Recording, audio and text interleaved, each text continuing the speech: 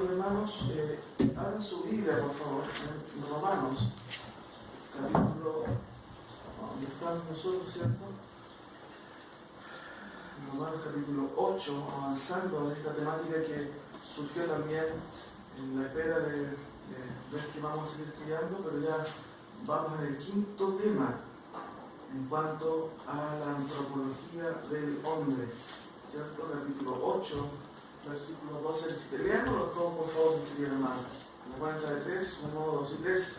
Así que, hermanos, deudores somos, no a la carne, para que vivamos conforme a la carne.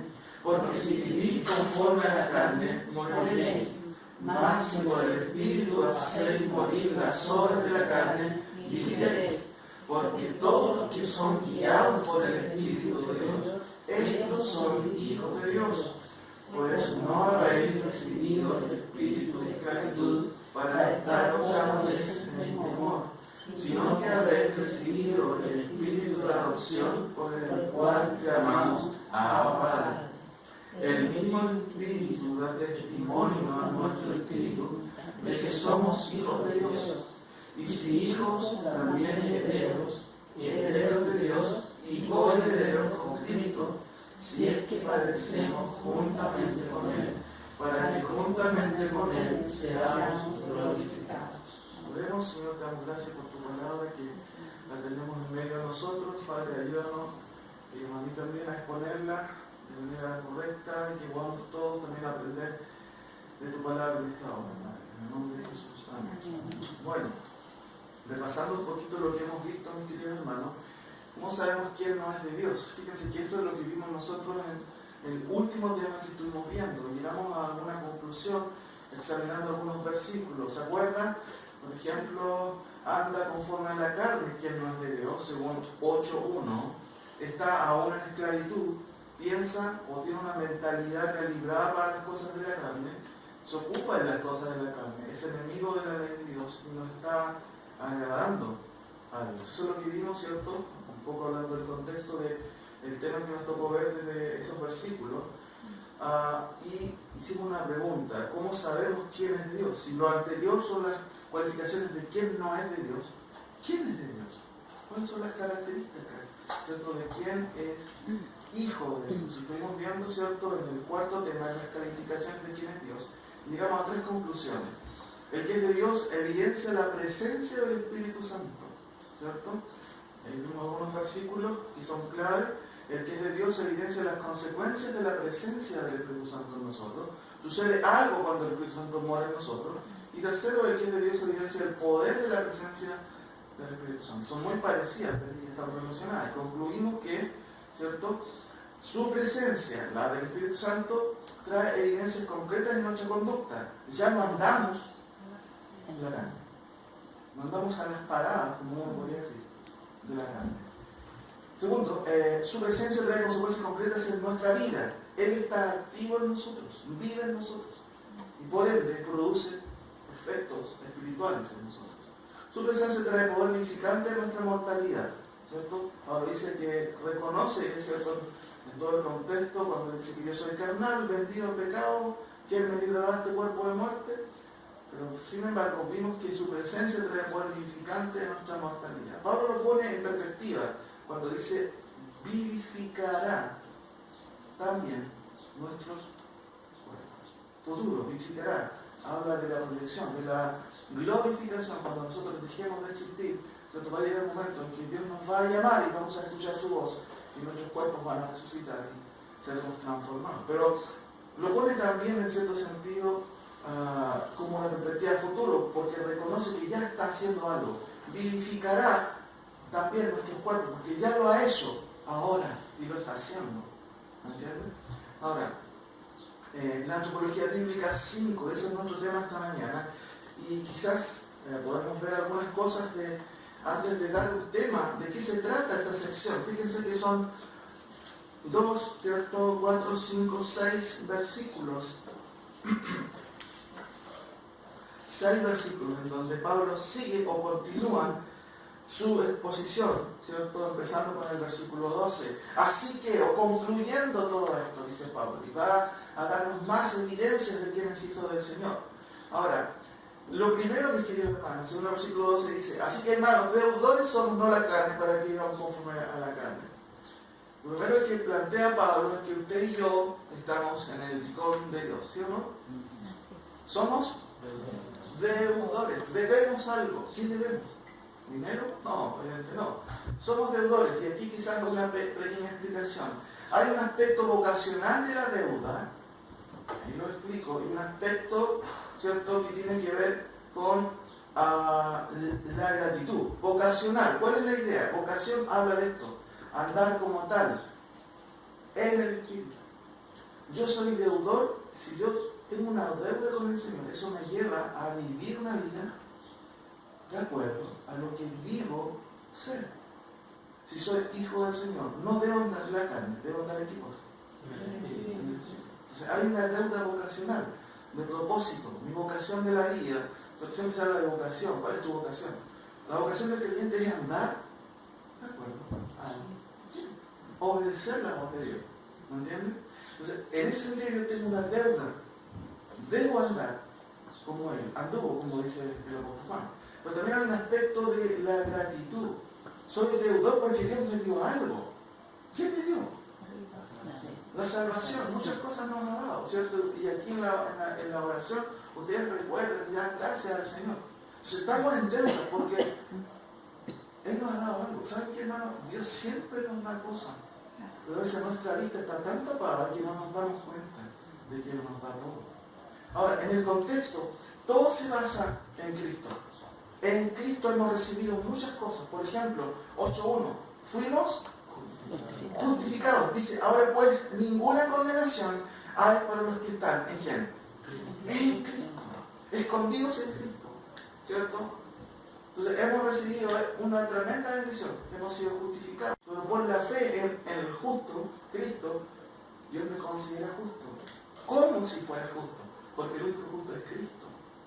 Entonces hemos recibido eso, justificado. Ya tenemos un problema, quizás el problema mayor solucionado. Somos injustos, merecemos el castigo, el infierno. Pero alguien tomó ese lugar. Y somos declarados nosotros como si fuéramos justos porque depositamos nuestra fe en el que hizo toda la obra. Pero también, por ejemplo, fuimos liberados, 8.2, porque la ley del Espíritu de vida en Cristo Jesús me ha librado.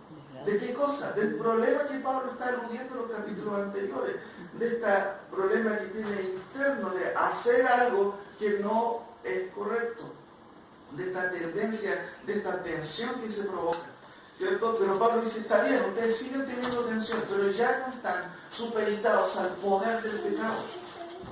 Ninguno de ustedes sale en la mañana y dice, chuta, el pecado me va a invadir, ¿qué puedo hacer? Voy a fallar. No sale eso de la mía, ¿cierto?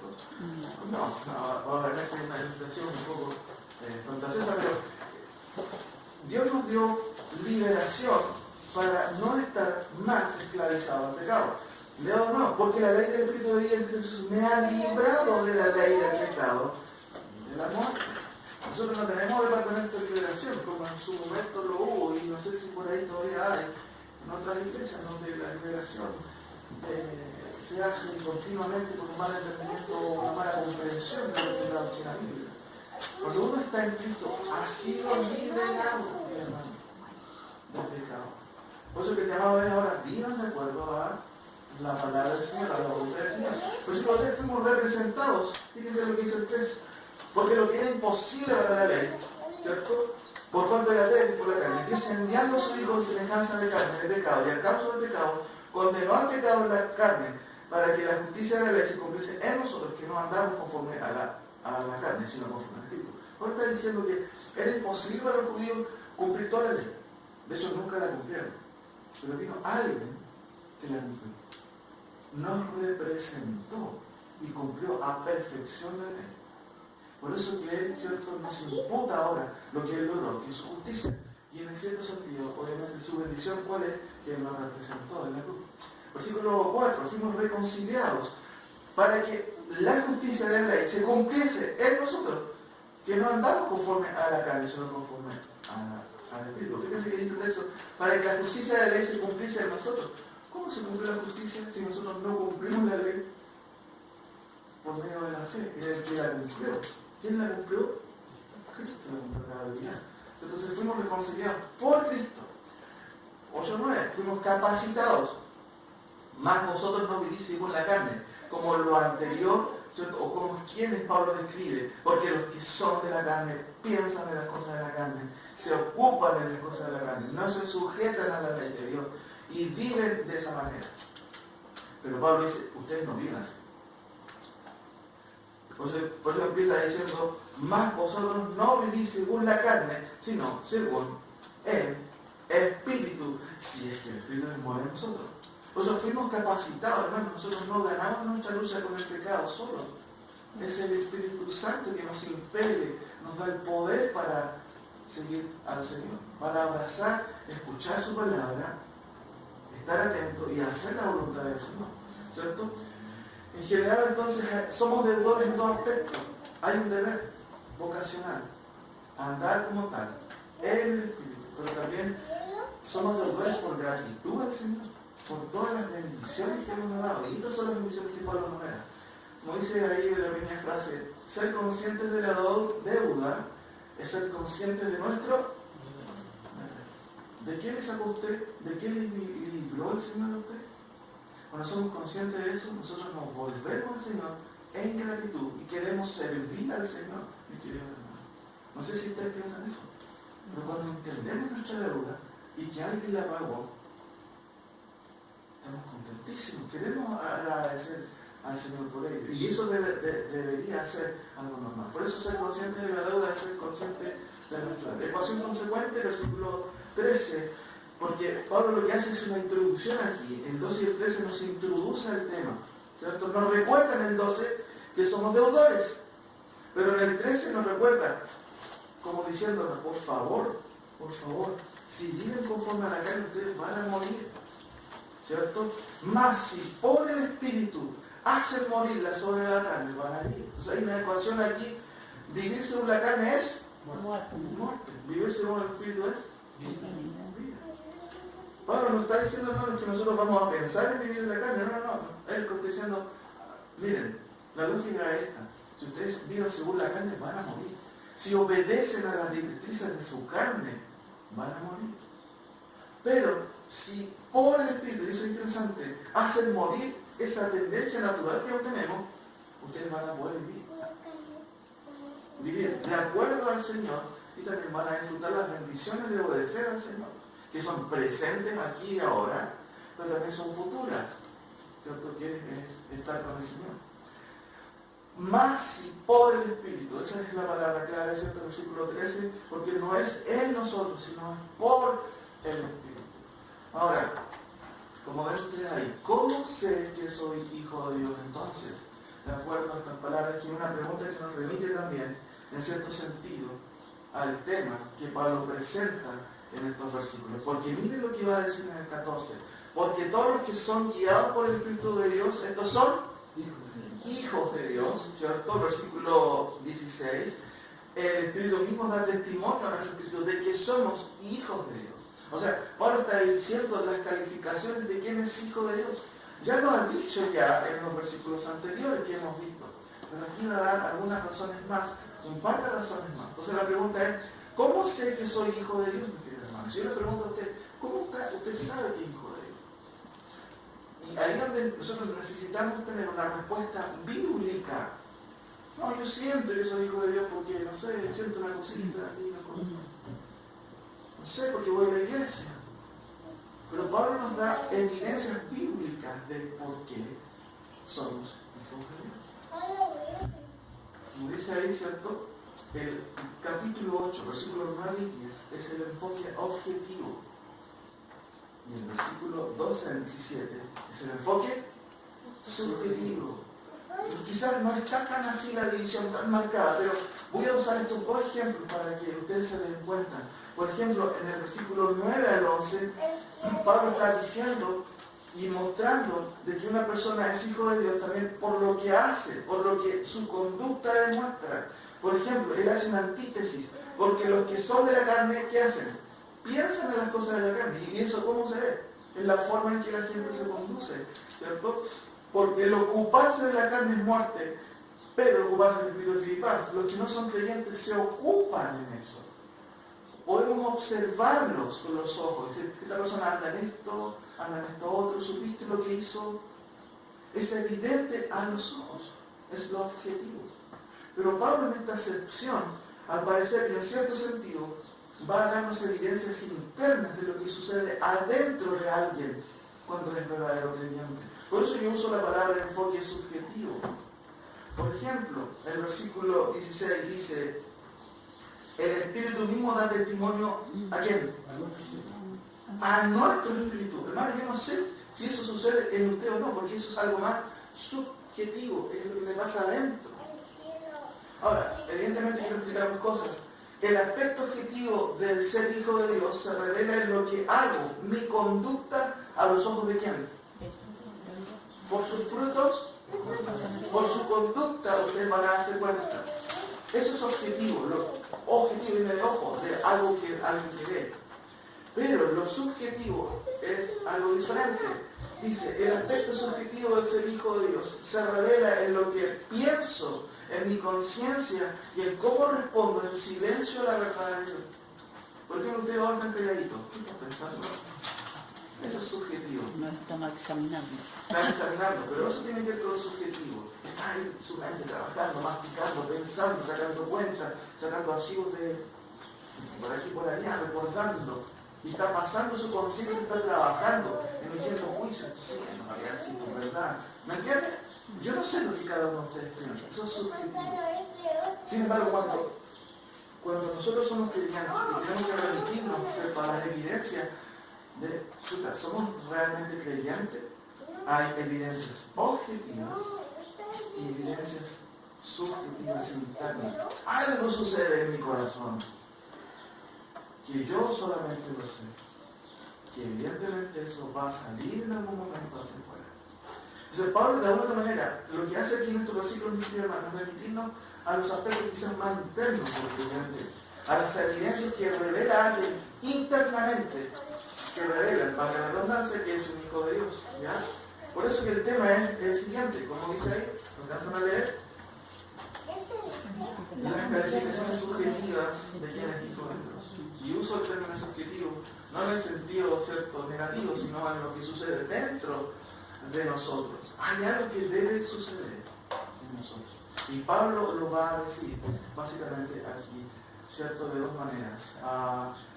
Dice, Pablo nos da dos razones generales en esta sección respecto a quiénes son hijos de Dios. Fíjense, nos da dos razones. ¿Pueden ver ustedes cuáles son las dos razones concretas de que somos hijos de Dios en esta sección? Que están ahí, ¿cierto? Están claramente ahí, se notan en el texto, ¿cierto? 8.14 es la primera razón y 8.16 es la segunda razón. Léate su Biblia. ¿Cuál es la primera razón concreta y enfática? Pablo no va a ir con rodeos, ¿cierto? Va a decir algo, nos va a dar una pauta, ¿cierto? De cómo podemos saber que somos hijos de Dios. ¿Cuál es la primera razón? O sea, muy bien, excelente, mi querido hermano. Esa es la respuesta. Son hijos de Dios los que son guiados por el Espíritu Santo. Esa es la primera razón. ¿Es evidente o no? Sí. Es evidente. ¿Cuál es la segunda razón? Versículo 16. Lo que hemos recibido el Espíritu. ¿Ya? ¿Hay algo más certero ahí? A lo mejor. Daniel, ¿dijiste algo ahí? El Espíritu nos da testimonio. Excelente, esa es la razón. La segunda razón, son hijos de Dios los que tienen el testimonio del Espíritu Santo. Bueno, hermano, terminamos ese tema. Ahí está, ¿no? Esas son las dos razones. ¿Se dan cuenta? ¿Quiénes son hijos de Dios? Los que son guiados por el Espíritu del Señor y los que tienen el testimonio de Dios. Yo pregunto, ¿ustedes son guiados por el Espíritu del Señor? ¿Tienen el testimonio del Espíritu Santo? La pregunta es, ¿a qué se refiere Pablo con que somos guiados? Y eso es lo que tenemos que resolver, ¿cierto? ¿Qué significa ser guiado por el Espíritu Santo? Porque si uno pregunta esta, pregunta en otro contexto evangélico, a lo mejor vamos a tener un montón de respuestas. En una iglesia carismática, a lo mejor el que es guiado por el Espíritu piensa que el que sale a danzar es ser guiado por el Espíritu Santo. No lo sé. ¿No entiendes? ¿A qué se refiere Pablo? Estaba pensando en eso. Cuando dice, son hijos de Dios, los que tienen el Espíritu Santo, el testimonio. ¿A qué se refiere el testimonio? José Smith pensaba que tenía el testimonio. Y la armó tremenda secta, ¿cierto? Los testigos de Jehová. Decía que tenía testimonio. ¿A qué se refiere Pablo? Ahora, fíjense que el versículo 15 y versículo 17 son como partes de este sándwich, porque de una u otra manera son como complementarios, pero el énfasis aquí es el 14 y el 16, y de eso quiero hablarle. El versículo 15 es una razón, fuimos adoptados, ¿cierto? Son hijos de Dios los que son guiados por el Espíritu Santo, y evidentemente llegamos a esa condición porque fuimos adoptados. Dice el versículo 15, pues no habéis recibido el espíritu de esclavitud para estar otra vez en temor, sino que habéis recibido el espíritu de adopción por el cual clamamos, ¿cómo dice ahí? La palabra aramea, ¿cierto? Que significa papito o padre, ¿cierto? Bueno, padre. Dice Pablo, miren, ustedes son hijos de Dios, ¿cierto? Porque son guiados por el Espíritu Santo. Y recuerden, no reciben un espíritu, ¿cierto?, de esclavitud. No, para estar otra vez sujeto. De hecho, Pablo ha dicho ya que este espíritu, o por la ley del espíritu, hemos sido librados del pecado. Entonces no hay razones para estar en temor. Y Pablo aquí nos recalca. ¿Se dan cuenta que en cierto sentido todos nosotros somos hijos adoptados? ¿Cierto? Este tema de ser hijo, la figura de hijo, hijastro suena siempre un poco más tonto, ¿cierto? Sí. Porque describe qué cosa. Cuando dicen, este es mi hijastro, ¿qué describe? Que no. Hijo legítimo o hijo natural, ¿cierto? Entonces Pablo dice, ustedes son hijos de Dios porque son guiados por el Señor, pero en cierto sentido todos han sido adoptados también. ¿Se dan cuenta? Qué interesante. Ahora, ese es el paralelo que Pablo da aquí, ¿cierto? Les recuerdo, yo quiero ahora hablar de ustedes de las dos razones. El versículo 17, ¿cierto? A explicar un poquito eso para entrar ahora a explicarle estas dos razones, ¿cierto? El versículo 14, versículo 16. Hay una evidencia, ¿cierto? También paralela de que somos hijos de Dios, que es padecer con el Señor. Cuando Pablo termina esta sección dice, y si hijos, por supuesto, él da razones, ustedes son hijos porque son guiados por el Señor y porque tienen testimonio. Y si son hijos, bueno, también somos herederos. ¿Quién es un heredero? El que recibe una herencia. Qué interesante, Pablo después va a usar otra palabra. Co-heredero, co-igual. Alguien que disfruta de los beneficios del heredero por excelencia, que en este caso es Cristo. Nosotros no deberíamos recibir una herencia, pero en Cristo recibimos esta herencia. Y dice Pablo, y si hijos también herederos de Dios y co-herederos con Cristo. Pero sí que padecemos juntamente con Él, para que juntamente con Él seamos glorificados. O sea, también Pablo nos describe otra evidencia de que somos hijos de Dios, que si padecemos por el Señor. Aquí no se trata, ¿cierto?, de ir 2 kilómetros de rodillas, ¿cierto?, que es una forma pagana de entender esa situación. No tiene nada que ver con eso. Hermanos, seguir la ley cristiana, seguir la palabra del Señor, incluye un mercado, incluye dejar de ser mi voluntad, pero también recibir las críticas de este mundo que van opuestas, ¿cierto?, a la palabra del Señor. Hay gente que no quiere pagar ese precio. Mateo 13 dice, hablando un poco de la palabra del sembrador, fíjense en un ejemplo concreto que viene a mi mente, Mateo capítulo 13. Y Jesús explica cómo es la recepción de la palabra del Señor. Y Él va a mencionar una característica que es paradójica. Versículo 20. El que fue sembrado en pedregales, ¿cierto?, que es el tercer tipo, este es el que oye la palabra y cómo la recibe. Con gozo, pero dice algo antes, dice al momento. No es una persona que hay que estar explicándole una y otra vez, insistiéndole, parece que es fácil esa persona. Al momento la recibe con gozo, ¿cierto? Por eso es que recibir la palabra con gozo no es siempre sinónimo de que una persona es realmente hijo de Dios. ¿Por qué? Fíjense lo que dice el texto. Pero no tiene raíz en sí. ¿Y qué es la raíz? La firmeza. Lo que da firmeza a la planta, a un árbol. Pero Pablo, el Señor Jesús dice, pero no tiene raíz en sí, sino que es de corta duración.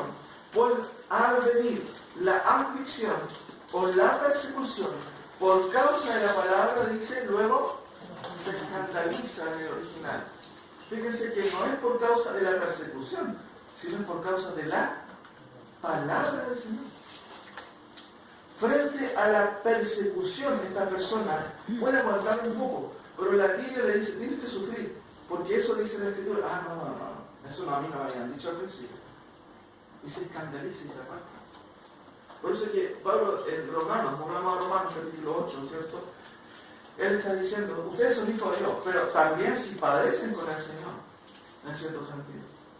Y esto, hermano, fue una cuestión que los apóstoles vivieron literalmente.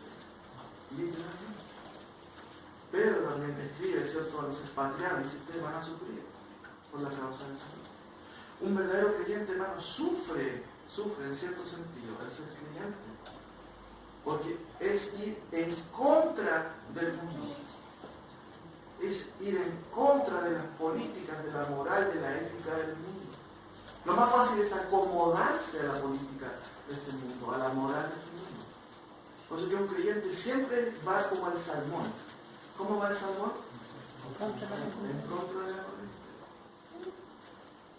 El salmón no tiene un dicho en su cabeza, si uno puede decirlo, si no puedes con ellos. No, él no piensa en eso.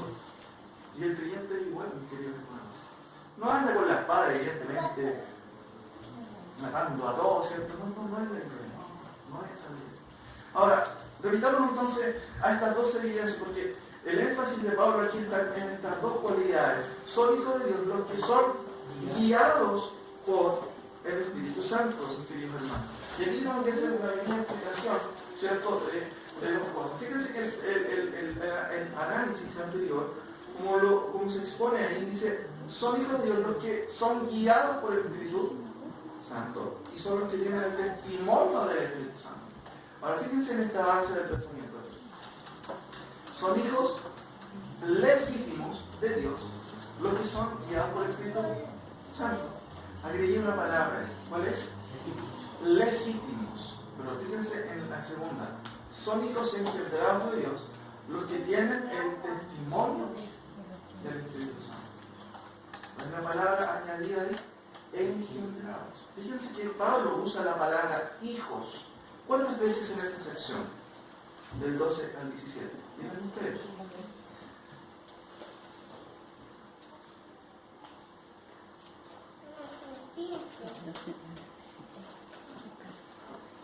¿Cuántas veces la usa? Hijos, ¿cierto?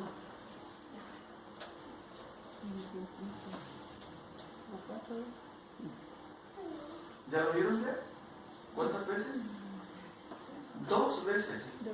Pero fíjense en el versículo 19, porque el anhelo ardiente de la creación es aguardar la manifestación de los hijos de Dios. Fíjense en el versículo 21, porque también la creación misma será libertada de la esclavitud de la corrupción a la libertad gloriosa de quién? De los hijos de Dios. Fíjense que Pablo menciona al menos 4 veces el término hijos. Entonces, el énfasis tiene que ver con la calidad de quien es hijo. Sin embargo, y aquí a lo mejor hay que poner un poco de atención, Pablo, y quizás nuestra traducción no revela esta distinción. Cuando se refiere a hijos, y lo hemos visto nosotros en otra traducción, no usan los mismos términos. Por ejemplo, cuando Pablo habla en el versículo 14, va a usar este término para referirse al hijo. Huios. No es difícil de grabarse. Huios. A lo menos en el texto original, ¿cierto?, del Nuevo Testamento, hay como 4 o 5 palabras para referirse a quien es hijo, ¿cierto? Lucas 1:41 usa un término que es brefos. Juan 16:21 usa paidión para hijo. Huios es otro término y tecnon es otro término. Sin embargo, aquí en la mención no hay ni distinción, no sabemos, porque todas se traducen con la misma palabra. Pero Juan está describiendo el versículo 14, cuando dice, porque todos los que son guiados por el Espíritu de Dios, estos son huios de Dios. destaca una cosa interesante. Este término se usa en varios pasajes. Yo creo que me acompañen, ¿cierto?, a Juan 9, por ejemplo, para que ustedes noten un poco la distinción.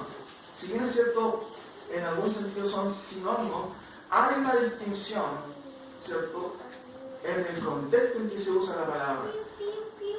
El término judíos enfatiza la legitimidad de alguien que es hijo, la legalidad de su descendencia.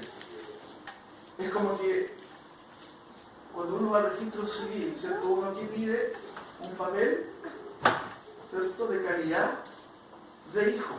Y no necesariamente señala que uno ha sido engendrado por ese padre, pero de otra manera es hijo legal.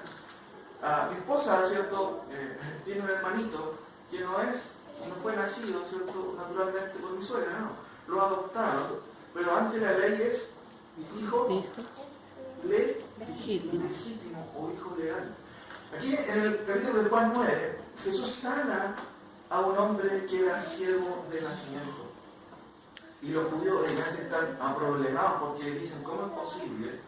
Y aparte los sanan, ¿cierto?, un día de reposo. Dice, al pasar Jesús vio a un hombre ciego de nacimiento. Le preguntaron sus discípulos diciendo, Rabí, maestro, ¿quién pecó, este o sus padres, para que haya nacido ciego? Que tenían un concepto de las maldiciones generacionales. Por el pecado de los padres sufren los hijos. De hecho, en el Antiguo Testamento, eso fue parte de un momento de la historia, pero en algún momento Jesús, Dios dice, no. Ahora, cada uno va a ser responsable de su pecado. Y ahí el profeta habla de las uvas agrias, ¿cierto?, de la amarillez que provocaba en la boca eso. Pero aquí Juan, ¿cierto?, está describiendo este hecho. Y los judíos me preguntan, bueno, ¿pecó sus padres? ¿O él qué pasó? Y Jesús responde, no es que pecó este ni sus padres, sino para que las obras de Dios se manifiesten en él. O sea, no me importa, no se preocupen de eso. Esta persona nació con un objetivo, de otra manera. Para que la gloria de Dios sea mostrada a través de la sanidad de este hombre. Sucede que Dios sana, en este caso Jesús sana a este hombre, ¿cierto? El versículo 6 y 7, hay un tratamiento que hace el Señor. Entonces, el versículo 8 dice, los vecinos y los que le habían visto que era sido anciano, ¿no es este el que se sentaba y mendigaba? Otros decían, él es. Y otros, a él se parece, porque dudaban. Y decía él, yo soy. Y le dijeron, ¿cómo te fueron abiertos los ojos? Respondiendo él les dijo, miren, aquel hombre que se llama Jesús hizo lodo, me untó los ojos y me dijo, ve al Siloé y lávate. Y fui y me lavé, pero seguí la vista. Entonces le dijeron, ¿dónde está él? Él dijo, mira, no tengo idea. Pero él fue el que me sanó. ¿Qué pasó? 17. Entonces volvieron a decirles al ciego, porque aquí entran, ¿quiénes? Los judíos, ¿cierto?, que cuestionaban al Señor. El versículo 16 dice, entonces algunos de los fariseos decían, ese hombre no procede de Dios, porque no guarda el día de reposo. Otros decían, ¿cómo puede un hombre pecador hacer estas señales? Y había disensión entre ellos. Entonces volvieron a decirle al ciego, ¿quién dices tú del que te abrió los ojos? Y él les dijo, yo creo que es profeta. ¿Se dan cuenta que eso no tenía muy clara la película, como podemos decir? 18. Pero los judíos no creían que él había sido ciego y que había recibido la vista, hasta que llamaron a los padres del que había recibido la vista y le preguntaron diciendo, fíjense, aquí está lo clave, él es vuestro judíos. ¿Qué están preguntando los fariseos? ¿Es tu hijo legítimo? ¿Es tu hijo verdadero? ¿Cierto? Eso están preguntando ellos. El que vosotros decís que nació ciego, ¿cómo pues ves ahora? Sus padres respondieron y le dijeron, sabemos que este es nuestro hijo legítimo, ¿cierto? Y que nació ciego. Pero como ve ahora, nosotros no tenemos idea qué pasó, dicen sus padres. Sigue el relato, ¿cierto? Dijeron sus padres, porque tenían miedo de los judíos, por cuanto los judíos ya habían acordado que si alguno confesase que Jesús era el Mesías, fuese expulsado de la sinagoga. Fíjense que el énfasis aquí es preguntar, ¿es este tu hijo legítimo? Dudaban ellos, porque ¿cómo es posible que este hombre haga sanidad y más si lo haga tirar reposo? ¿Es este tu hijo legítimo? Fíjense en Mateo, por favor, Mateo 1. Mateo va a presentar la genealogía del Señor Jesús. y quiere que sus lectores estén claros en esto, no se confundan. Él va a decir, libro de la genealogía de Jesucristo, judíos de... ¿Qué está diciendo con eso? Y Jesucristo es el legítimo descendiente ¿de quién? De David. ¿Se dan cuenta el énfasis? El versículo 23, ¿cómo dice? Y aquí una virgen concebirá y dará a luz un hijo. Y llamará Su nombre Emanuel, que traducido del cielo con nosotros. No es el Urio, va a ser un hijo legítimo de ella. ¿Cierto? Recuerden que José tuvo un tremendo problema. Quería incluso dejarla. ¿Cómo es posible? Decía José. Pero aquí Mateo dice, el hijo, ¿cierto? O Cristo, es verdadero descendiente de David.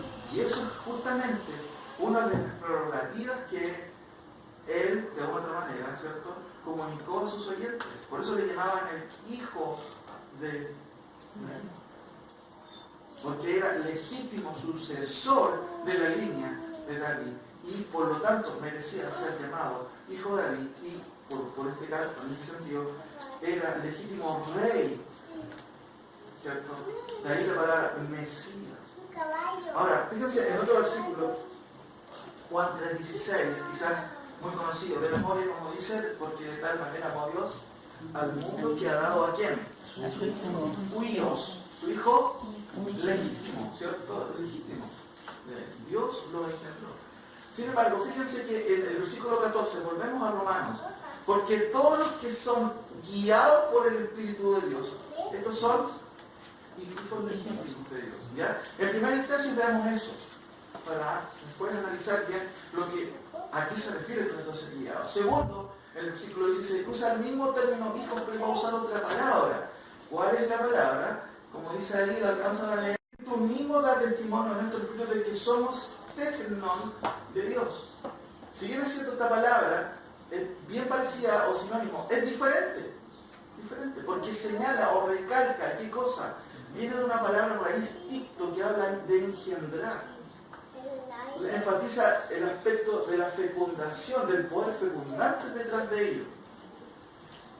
Enfatiza el vínculo natural con el Padre. ¿Cierto? Por ejemplo, algunos versículos que tenemos aquí. Romanos 9:8, estamos cerquita, al ladito. Romanos 9:8. Fíjense que dice lo siguiente. Pablo está describiendo un poquito, ¿cierto?, el tema de Israel, y él va a decir,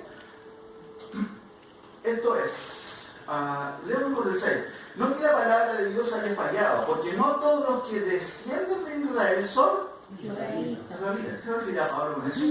Ni por ser descendientes de Abraham son todos hijos.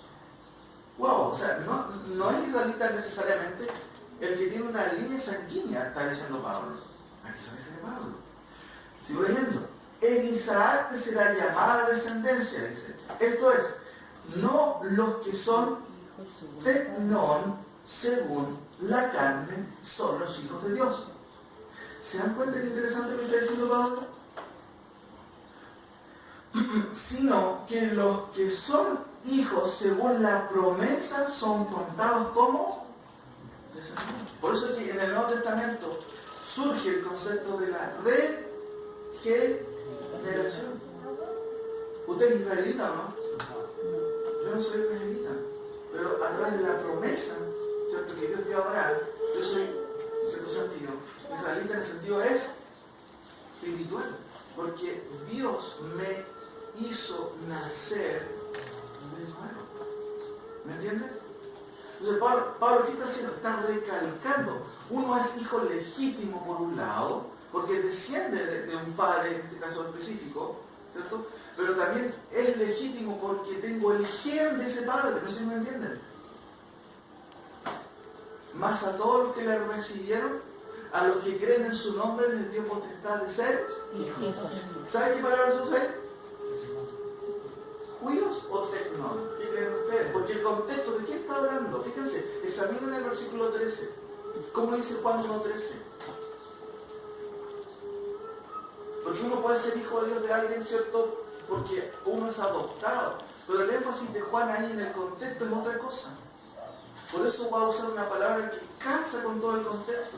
Mas a todos los que le... Porque el texto dice, a los suyos vino y los suyos no le recibieron. Estudiamos eso en el taller, ¿se acuerdan? ¿Cierto?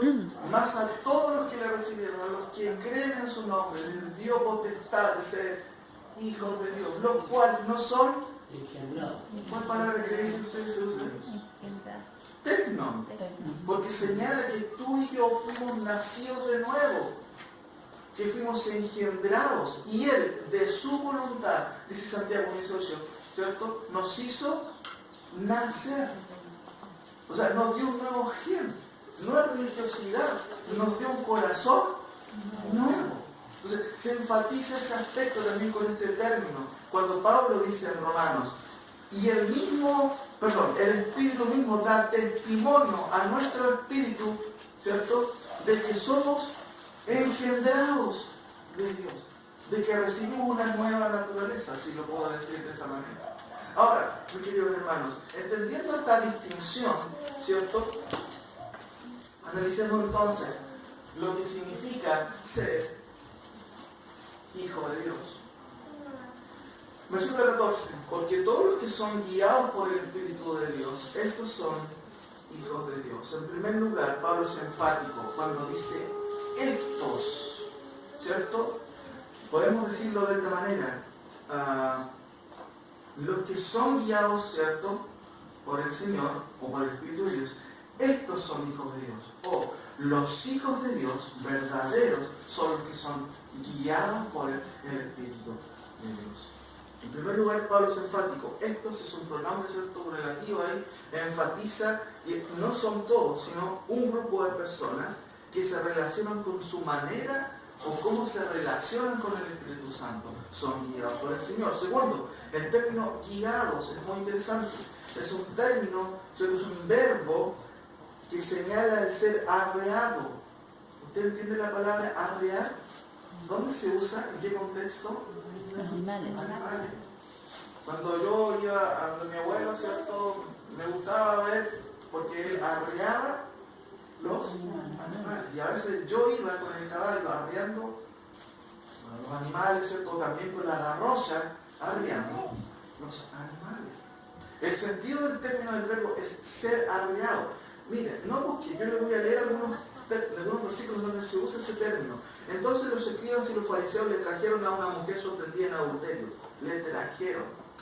O sea, no digo que iban con la garrocha, no es de allá. Pero tiene esa idea de ser guiado, de ser llevado. Versículo 13 de Juan 9. Llevaron ante los fariseos al que había sido ciego. Lo llevaron, lo guiaron. Ven acá. ¿Me entiendes? No sabemos si ahí obviamente surge una tensión. Y vamos a verlo ahí, si ser guiado involucra una lucha. No quiero ser guiado. ¿Cuál es la idea de un creyente? ¿Pone resistencia? No. Pero adelantando un poquito. Fíjense que Juan, Hechos 8:32, el pasaje de la escritura que leía era este. Como oveja a la muerte fue llevado, fue hablado. Jesús no abrió su boca, se dejó llevar. ¿Están entendiendo a qué se refiere ser guiado entonces? Es dejarse llevar por el Espíritu Santo. Además, el verbo, ¿cierto?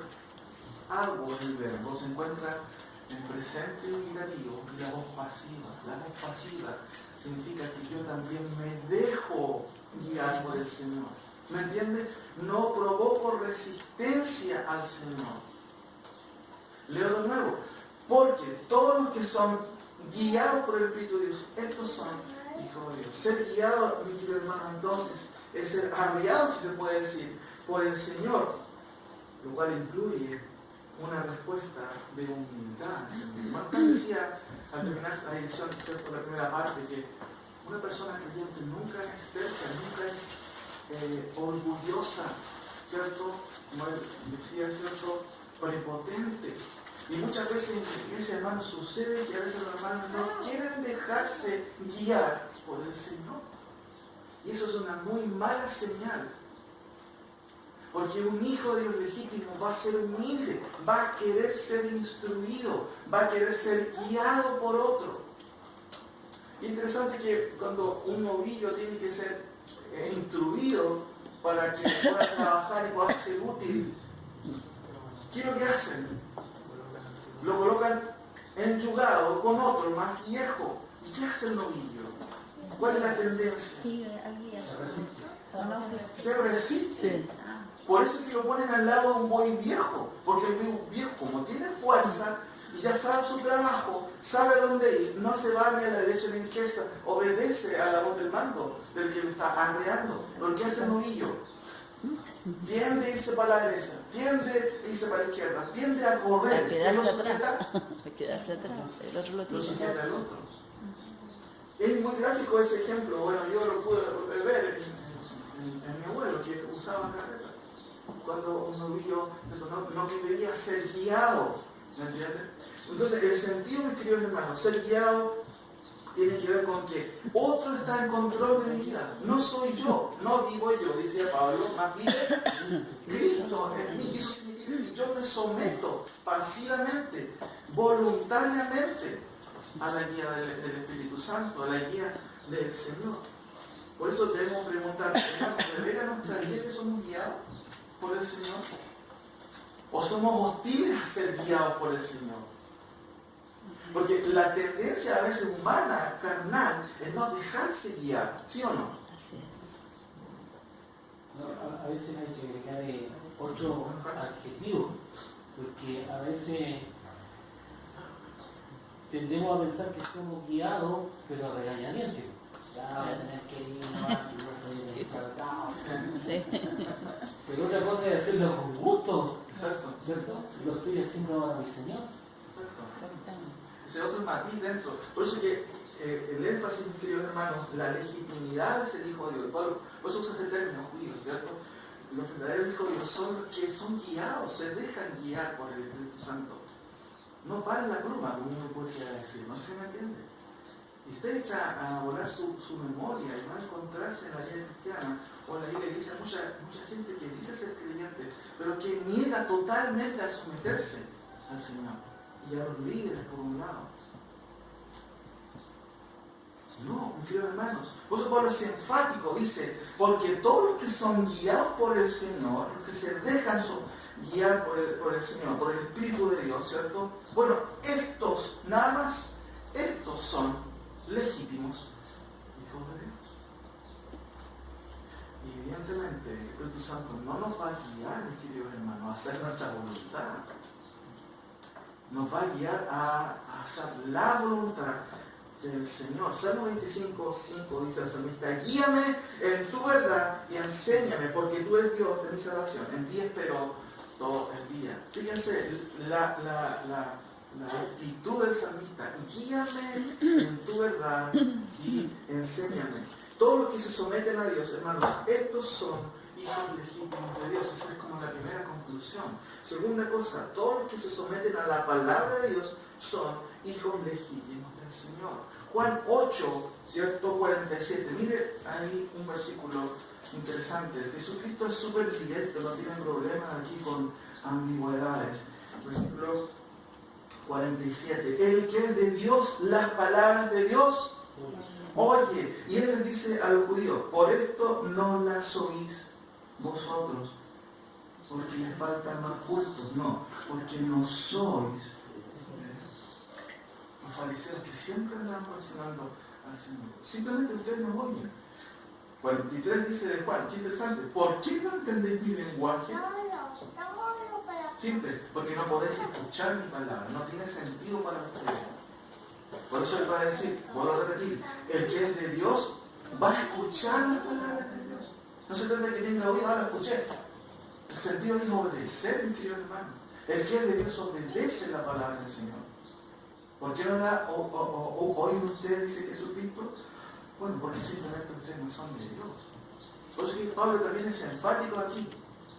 Estos, los hijos legítimos de Dios, son los que son guiados por el Espíritu Santo. Finalmente, todos los que se someten a Cristo, ¿cierto?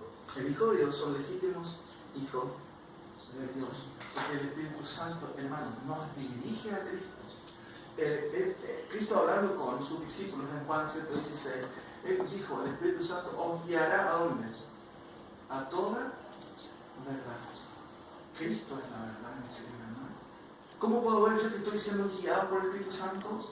Es cuando hago la voluntad del Señor. Es cuando Él me guía a su palabra, me guía a hacer su voluntad. Es cuando yo, ¿cierto?, mengo y hago su voluntad. Más buscar el reino de Dios y su justicia. ¿Es eso evidente en nuestra vida? Si eso es evidente, ¿por qué estoy siendo guiado por el Señor? Leo de nuevo. Porque todos los que son guiados por el Espíritu de Dios, estos son hijos de Dios. Estos son legítimos hijos de Dios. ¿Existe eso en ustedes, querido hermano? ¿Somos guiados? ¿Nos dejamos nosotros guiar por el Señor? ¿Nos dejamos guiar por el Señor? ¿O somos tercos? No nos gusta. Fíjense que la terquedad, la hostilidad, no siempre se presenta de esa manera. Muchas veces la ambigüedad cristiana, entre comillas, ¿cierto?, es una respuesta de no querer ser guiados por el Señor. Somos guiados nosotros realmente, hermanos, por el Señor, revela en nuestra vida que somos guiados por el Señor. Y Pablo está diciéndolo aquí enfáticamente. Estos son los hijos de Dios, los que son guiados, los que se dejan guiar por el Señor. Recuerde, el Espíritu Santo nunca nos va a guiar a hacer nuestra voluntad, mi querido Señor. Siempre va a glorificar al Señor, a su palabra y todo lo que vaya en beneficio del reino del Señor. Y nuestra vida va a reflejar eso. Segunda cosa, ¿cierto? Como el segundo énfasis, son engendrados, o son hijos engendrados de Dios, los que tienen el testimonio del Espíritu Santo. ¿A qué se refiere Pablo con esto? Dice el versículo, ¿cierto?, 16, ¿cierto? Ya nos leí un poco los paralelos que hay ahí. El Espíritu mismo da testimonio a nuestro espíritu de que somos hijos de Dios. ¿Cómo sé que yo soy hijo de Dios? ¿Cuál es la primera razón? ¿Ya? Pero la primera razón que hemos visto que da Pablo, que somos guiados por el Señor. ¿Y cuál es la idea ahí? De que nos dejamos arrear o guiar por el Señor. De que no somos hostiles, ¿cierto?, a su trato. ¿Ya? Pero aquí el segundo pensamiento tiene que ver con el testimonio que sucede dentro de nosotros. ¿A qué se refiere el apóstol Pablo? La frase literal dice lo siguiente. Fíjense un poco diferente. El Espíritu testifica conjuntamente a nuestro espíritu. Conjuntamente. ¿Por qué conjuntamente? Hay una palabra griega muy interesante. Sun martureo. Son dos palabras. Martureo viene de mártir. Y ese concepto en el primer siglo, o en el Nuevo Testamento, en primera instancia, se refería a al que es testigo. Sur, en la preposición con. O sea, son dos personas que dan testimonio. Por eso que la lectura literal, ¿cierto?, es más bien esta. Fíjense y pongan atención. El Espíritu Santo da testimonio con nuestro espíritu más que a nuestro espíritu. Un poco diferente. Fíjense que el versículo dice, el Espíritu da testimonio a nuestro espíritu. La lectura literal es un poquito diferente, es más correcto decir, el Espíritu Santo da testimonio con nuestro espíritu, ¿cierto?, de que somos hijos de Dios. Sun martureo, ¿cierto?, es la palabra compuesta, son dos personas. El Espíritu Santo trabaja con nuestro espíritu y dar testimonio, ¿cierto?, en nuestro interior de que somos hijos de Dios. ¿Qué quiere decir esto? Puede ser un poco enredado. Romanos 2:15, miren.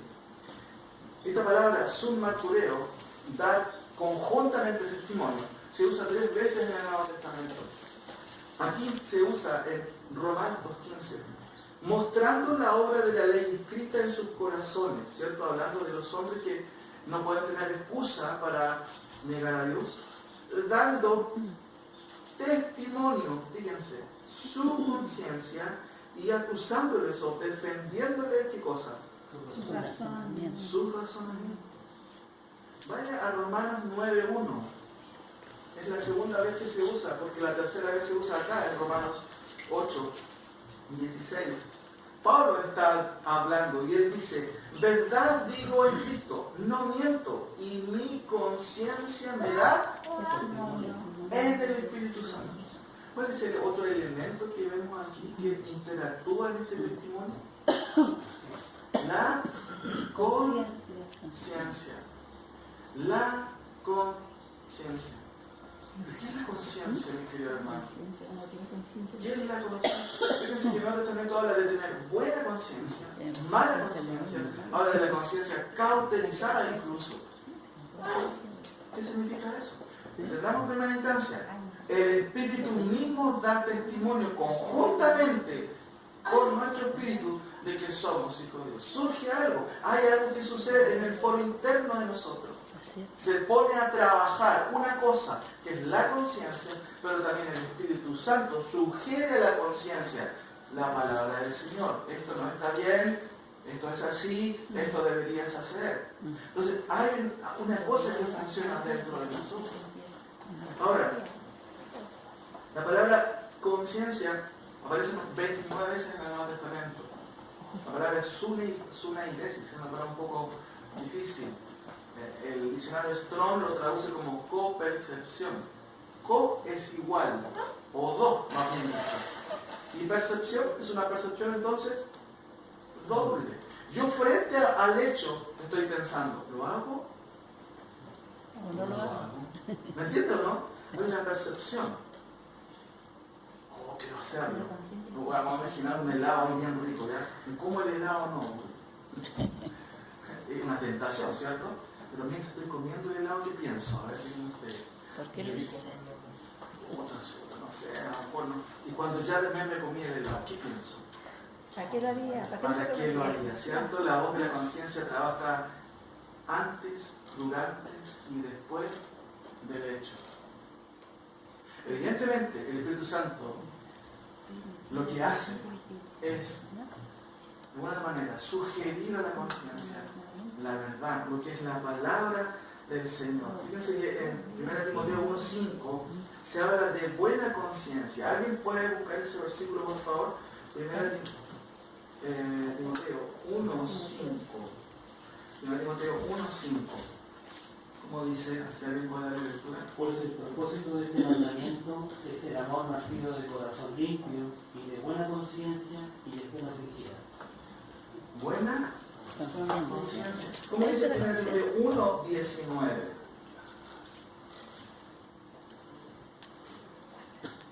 ¿Otro que pueda leerlo? Teniendo la fe y buena conciencia, desechando la cual me entregaron en cuanto a la fe. Ahí Pablo los menciona con nombre y apellido y Ruth más. De los cuales son Himeneo y Alejandro. ¿Qué pasó con ellos? No mantuvieron una buena conciencia. Buena conciencia, mis queridos hermanos, es una congruencia entre lo que yo hago y lo que dice la palabra del Señor. Ahí esa es la mejor almohada que uno puede tener. No sé si me entienden. Que se acuesta de noche y no trabaja la conciencia porque hay una consecuencia. Mi conducta es coherente con lo que su palabra dice. Por eso el Espíritu Santo no puede acusarte, porque tu conducta es de acuerdo a lo que dice la palabra. Pero Alejandro y Himeneo no tuvieron una buena conciencia.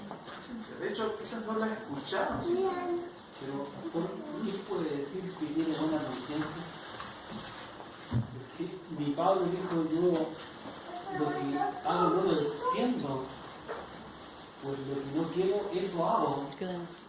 Es decir, nuestra conciencia, aun cuando fuimos ya regenerados, pero siempre viene a la memoria, siempre está ahí el hecho de hacer cosas que no corresponden a la palabra. Entonces, la lucha constante de uno es que el Espíritu Santo le ayude a tener una buena conciencia. Por supuesto, la buena conciencia, hermano, siempre tiene que ver con la relación y la correlación que hay entre lo que yo hago, mi conducta y lo que dice la palabra. Llega usted a su casa pensando a veces que no fue bueno lo que dije, o cómo lo dije, o cómo respondí a alguien. ¿Alguna vez le ha tocado pasar por eso? Sí, cuando uno dice una palabra, o sea, ofende a otra persona sin querer a veces o adrede, se arrepiento y se quedaría, como que le están... No está bien. Bueno, eso es buena conciencia porque funciona la buena conciencia. Claro. ¿Me entiendes? Pero la buena conciencia no apunta, nosotros no somos correctos ante los ojos de Dios por obedecer la conciencia, sino por obedecer la palabra y el mandamiento del Señor. Porque la buena conciencia activa, funciona y dice, no estuvo bien lo que hiciste, anda, vive. Perdón. Claro. Obedecemos a la conciencia. Fíjense que en Tito 1:15, bueno, de hecho Pablo, por ejemplo en el 1 Timoteo 3:8 dice, los diáconos a sí mismos deben ser honestos, sin doblez, de doble ánimo, no dados a mucho vino, no codiciosos de ganancia deshonesta, que guarden el misterio de la fe con limpia conciencia. Tito 1:5, aquí vemos un ejemplo negativo, fíjense en Tito 1:5, perdón, es Tito 1:15. Hablando él de hombres que es preciso taparles la boca, que engañan, ¿cierto? Mayormente los de la circuncisión, dice. Uno de ellos, su propio profeta, los cretenses siempre mentirosos, mala conciencia, decía obviamente este cretense. Este testimonio es verdadero, por lo tanto, reprende los juramentos para que sean sanos en la fe, no atendiendo a fábulas judaicas ni a mandamientos de hombres, que se apartan de la verdad. Todas las cosas son puras para los puros, mas para los corrompidos e incrédulos nada les es puro, pues hasta su mente y su conciencia como están. No funciona. No hay conciencia. Por eso que cuando nosotros vemos a Chile, toda esta ideología, ¿cierto?, de género y toda esta cuestión del homosexualismo, como ellos quieren, y están trabajando, ¿cierto?, bajo cuerda, ellos no tienen conciencia, no funciona su conciencia. Para ellos no hay problema de que el hombre, ¿cierto?, tenga relaciones con un hombre, porque ya está normal que su conciencia quedó corrompida. Bueno, por eso que Pablo dice a Tito, refiere a hombres corrompidos e incrédulos que ya no hay o no tienen una conciencia. Por eso es que su conciencia está corrompida. Fíjense que en Hebreos también es muy interesante, se usa el concepto de una conciencia también, conciencia o mala conciencia. Hebreos 10:22. Y Pablo lo usa en el contexto también de esta lucha que tiene con sus destinatarios, de que no se aparten de la salvación, que no se aparten de Cristo. Ellos querían volverse en cierto sentido al judaísmo. Como dice el 10:22, ¿alguien lo tiene? Acerquémonos con corazón sincero, en plena certidumbre de fe, purificados los corazones de mala conciencia y lavados los cuerpos con agua. Exacto, mala conciencia. Ahí los destinatarios a que alude el autor de Hebreos, parece que están confundiéndose. Y él les dice, acérquense con corazón sincero, en plena certidumbre de fe, purificados los corazones de mala conciencia. Fíjense, purificados los corazones de mala conciencia. Volviendo entonces a nuestro pasaje, mis queridos hermanos, cuando el versículo dice, el Espíritu mismo da testimonio conjuntamente a nuestro espíritu o con nuestro espíritu de que somos hijos de Dios. Sin duda esto se refiere, hermanos, por un lado, a que Dios nos dio un corazón nuevo, por lo tanto, tenemos una conciencia que funciona y puede responder, puede darse cuenta, ¿cierto?, de que nuestras conductas a veces, por un lado, no son las mejores y que necesitan responder o obedecer a la voz del Señor. Hay una dinámica sana, ¿cierto?, entre el Espíritu Santo, nuestra conciencia y la palabra del Señor. Funciona, hay un círculo que funciona, que los incrédulos no funciona, porque la conciencia no está, ¿cierto?, funcionando, está corrompida, está inutilizada. En términos prácticos, mis queridos hermanos, ser guiados, ¿cierto?, por el Espíritu Santo, como vimos ya en la primera instancia, tiene que ver con que nos dejamos guiar por el Espíritu Santo, nos dejamos moldear por el Espíritu Santo. Pero en el versículo 16, en términos prácticos, cuando nosotros actuamos mal, la voz del Señor nos va a decir, no está bien. Siempre yo les he dado el ejemplo, y no es mío este ejemplo, el pastor Paul Washer. Él dice, ¿qué pasa si nosotros fuéramos ahora a la noche, nos vamos a un pub, estamos hasta las 5 de la mañana, pedimos cerveza, Si alguien quiere fumar, ¿cierto? Que fume. No hay problema. Una invitación, hermano, una invitación. Pero ¿qué pasa si iríamos? Nos ponemos de acuerdo y decimos ya, vamos, pasemos la vida. ¿Qué pasaría al otro día, a las 8, 9 de la mañana? ¿Existiría en nosotros el testimonio del Espíritu Santo dentro de nosotros? El versículo dice, el Espíritu mismo da testimonio conjuntamente con nuestro Espíritu de que somos hijos de Dios. Si el Espíritu Santo está en nosotros, mi querido hermano, esta ilustración debería reflejar un sentir en nosotros, un pesar en nosotros. Si no hay ese pesar, bueno, hay una mala señal. Porque lo que va a hacer el Espíritu Santo es va a hablarnos, nos va a decir, no estuvo bien. No estuvo bien lo que hiciste. Y si eso nos remitimos a nuestra conducta diaria, mi querido hermano, usted tiene el remordimiento de parte del Señor por la conciencia, pero el Espíritu Santo tiene testimonio internamente a nuestra conciencia de que no actuamos bien a veces. ¿Está esa voz en nosotros? ¿Escuchamos nosotros la voz del Señor en ese sentido? Esa es una buena señal. Porque en primera instancia eso es lo primero, porque tenemos una conciencia habilitada. Por eso que siempre Pablo habla de tener buena conciencia, de tener una sana conciencia. Pero el objetivo no es tener sana y buena conciencia, sino someterse a qué cosa. A la palabra del Señor. Esa es la primera instancia. Gracias al Señor que tenemos una conciencia habilitada. Y podemos decir, perdónanos Señor. O decirle, perdónanos Señor, y ahora te lo respondo bien, cuando me mandaste a botar la basura, ¿sí? ¿Por qué me mandaste esto? No estoy ocupado. Y uno después se da cuenta, no estuvo bien lo que hicieron. Hay que pedir perdón. Porque nuestra conciencia funciona, mi querido hermano. Entonces, si nosotros entendemos bien este concepto, y estoy concluyendo aquí, mi querido hermano, haciendo un resumen, si es bajo circunstancias éticas y morales, incluso cristianas, evidentemente cristianas, ¿cómo reaccionamos frente al engaño, la mentira?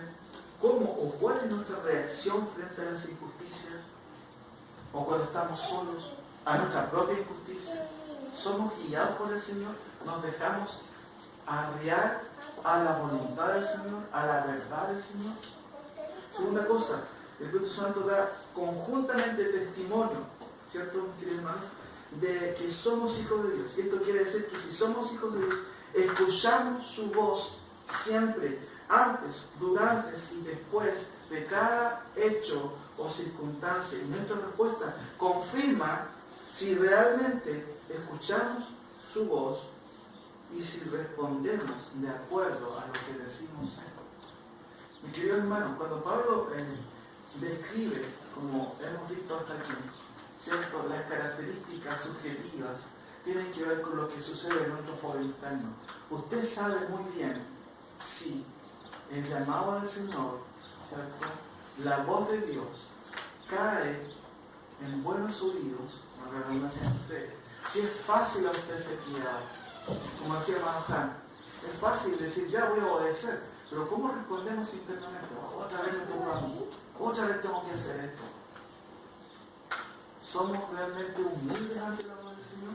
Y en segunda instancia, ¿cierto?, un segundo aspecto, el Espíritu Santo da testimonio conjuntamente. ¿Usted es consciente de la voz del Señor internamente o ni siquiera existe, ¿cierto?, una noción de que el Señor está hablando? ¿Existe eso? Fíjense y leo por último los versículos. Porque todos los que son guiados por el Espíritu de Dios, estos son hijos de Dios. El Espíritu mismo da testimonio, ¿cierto?, conjuntamente a nuestro espíritu, de que somos de verdad hijos de Dios. O que nacimos de nuevo. El énfasis en primera instancia del versículo es, somos legítimos hijos de Dios, ¿cierto? Sí. Pero la segunda parte, somos legítimos hijos de Dios también porque hemos sido engendrados por el Señor. Y si eso es así, vamos a ser guiados por el Señor y vamos a escuchar la voz de Dios, queriendo someternos a la voz de Dios. Oremos, Señor.